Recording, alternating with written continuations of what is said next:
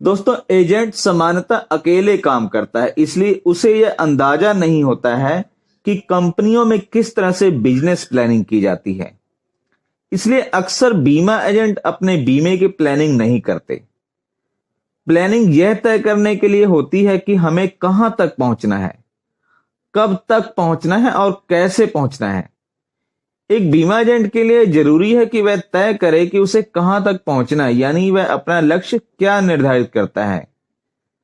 लक्ष्य इस प्रकार से हो सकता है कि उसे उस वर्ष 100 पॉलिसी बेचनी है, या 20 लाख रुपए तक का प्रीमियम करना है, या फिर किसी क्लब के लिए क्वालिफाई करना है, या फिर एमडीआरटी करना है। कहने का अर्थ यह है कि आपको यह तय करना है कि आपको कितने समय में आपको कितनी पॉलिसी या प्रीमियम करना है। यदि आप क्लब मेंबरशिप की प्लानिंग कर रहे हैं तो प्राय सभी कंपनियों में यह अप्रैल से मार्च तक का होता है, और यदि आप एमडीआरटी की बात करते हैं तो यह जनवरी से दिसंबर तक होता है। प्लानिंग करना इसलिए जरूरी है क्योंकि इसके लिए साधन जुटाने पड़ते हैं। इसके हिसाब से आपको प्रयास करना पड़ता है। यदि एक आदमी 2 मंजिल भवन बनाना चाहता है तो उसे थोड़े सामान की जरूरत होगी, और यदि 4 मंजिल बनानी है तो उसके लिए ज्यादा सामान की, ज्यादा धन की व्यवस्था करनी होगी, और वैसा ही नक्शा भी बनाना पड़ेगा।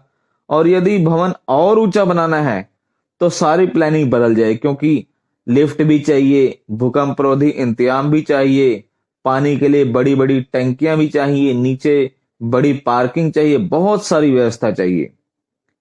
एक बीमा एजेंट के लिए प्लानिंग की आवश्यकता यह है कि यदि वह साल की 30-40 पॉलिसी बेचता है तो ज्यादा प्लानिंग की जरूरत नहीं है। यदि उसे साल में 200 पॉलिसी बेचने तो उसे देखना होगा कि एक महीने में कितनी पॉलिसी बेच सकता है, और उसे और ज्यादा बढ़ाने के लिए क्या नया करना पड़ेगा। 200 पॉलिसी करने के लिए कितने लोगों से मिलना होगा, यह भी अनुमान लगाना पड़ेगा कि पुराने ग्राहकों से कितनी पॉलिसी साल भर में आ सकती है, और बाकी के लिए ग्राहक कहां से खोजे जाएंगे। इसके लिए वह कहां स्टॉल लगाए, किसी कंपनी में जाकर लोगों से बात करे, या पुराने ग्राहकों से ही नए रेफरेंस ले। एक एजेंट साल भर में 10 लाख का प्रीमियम करता है और 100 पॉलिसी बेचता है। यदि वह अगले साल 20 लाख का प्रीमियम करना चाहता है तो उसे सोचना होगा कि उसकी जो प्रति पॉलिसी 10,000 रुपए प्रीमियम की औसत है वो इसे कितना बढ़ा सकता है। मान ले कि वह इसे 12,000 रुपए तक ले जा सकता है। अब उसे 20 लाख तक प्रीमियम पहुंचाने के लिए लगभग 165 पॉलिसी बेचनी होगी। 100 की बजाय 165 पॉलिसी बेचने के लिए उसे कहां से नए ग्राहक खोजने पड़ेंगे, दूसरे शहर जाना पड़ेगा, या नए सर्कल में घुसना होगा, पुराने दोस्तों और रिश्तेदारों को भी टटोलना होगा, टेली कॉलिंग भी करनी होगी, कहीं से डाटा भी खरीदना पड़ सकता है, किसी होम लोन के एजेंट से सेटिंग भी करनी पड़ सकती है जिससे वह हर लोन लेने वाले को मिलवा सके। यानी कि इस तरह से हमें कुछ प्लानिंग करनी होगी। यदि मंजिल पहले से तय नहीं है तो यात्रा में क्या क्या करना चाहिए इसका प्रबंधन नहीं हो सकता। एक साल के लिए तय किए गए लक्ष्य को प्लानिंग नहीं कह सकते जब तक कि उस लक्ष्य को महीनों में ना बांटा गया हो।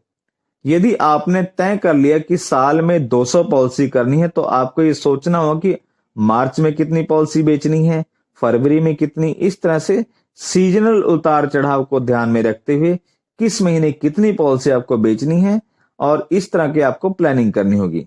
और फिर इसको आपको इस टारगेट को हफ्तों में बांटना होगा, यानी कि महीने को हफ्तों में, कि एक हफ्ते में कितने बीमे करने हैं, इस महीने के जो बचे हुए 2 हफ्ते हैं उसमें आपको कितनी पॉलिसी करनी है।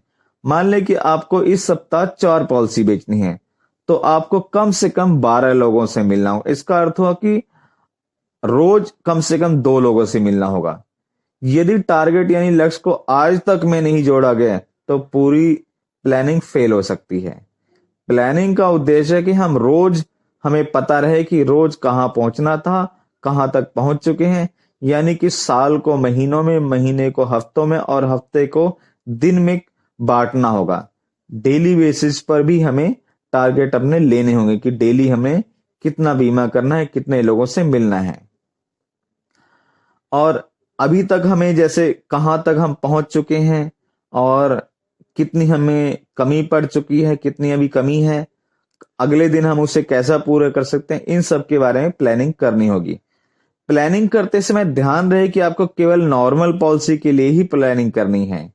यदि आपने पिछले साल एक पॉलिसी 2 लाख रुपए की सेल की थी, तो जिससे आपकी प्रति प्रीमियम पॉलिसी औसतन 16,000 की हो, तो आज आप 16,000 प्रति पॉलिसी की औसत बनाकर प्लानिंग नहीं कर सकते। आपको उसे बड़ा करना होगा। आपको बड़ी पॉलिसी जो कि एक अपवाद की तरह थी, उसे हटाकर बाकी की औसत निकालनी होगी और उसी हिसाब से प्लानिंग करनी होगी। अब पूरे दावे से नहीं कह सकते कि इस साल भी आपको एक पॉलिसी में 2 लाख का प्रीमियम मिलेगा। यदि बड़ी पॉलिसी इस साल भी मिल गई तो मान लें कि वह बोनस है, पर उसके आधार पर प्लानिंग नहीं कर सकते। आपको यह भी देखना होगा कि लक्ष्य के पीछे आपने भागना है, ग्राहक के पीछे नहीं। इसका अर्थ यह है कि आपको प्लानिंग यह करनी है कि इस महीने आपको 10 पॉलिसी बेचनी है, यह नहीं कि इसी ग्राहक को पॉलिसी बेचनी है। कोई भी एजेंट यह चुनौती नहीं ले सकता कि जिसे वह चाहे उसको पॉलिसी बेच देगा। आपके पास 50,000 प्रीमियम का अर्थ सिर्फ 50,000 है, चाहे वह इस ग्राहक से आए या उस ग्राहक से आए। यदि एक ग्राहक आपको जरूरत से ज्यादा चक्कर लगवा रहा है तो उसे छोड़कर किसी और की तरफ बढ़ें, उसके पीछे ना लगे रहें। तो मित्रों, इस तरह से आप अपने बिजनेस की प्लानिंग करें और अपने बिजनेस को बढ़ाएं और इस LIC के व्यवसाय में नई नई ऊंचाइयों को छुएं। इसी के साथ धन्यवाद। जय हिंद। कल फिर मिलेंगे नई वीडियो में नई जानकारी के साथ। तब तक के लिए नमस्कार।